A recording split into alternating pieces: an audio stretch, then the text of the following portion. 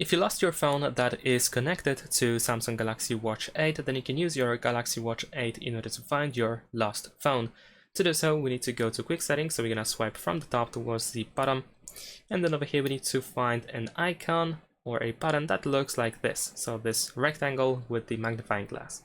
This one is used to find lost phone. So tap over here, and now we need to simply wait a couple of seconds in order to find your phone. Now in my case, perhaps because my phone is actually close to me, it says that my phone has been found, but we can start again.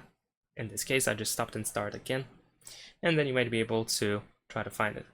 And yeah, in case you are watching this beforehand, you might want to make sure that, for example, the Do Not Disturb mode is not enabled on your phone, that the volume is set to quite high in order to find it. But yeah, that's pretty much it. Thanks for watching, leave a like and subscribe.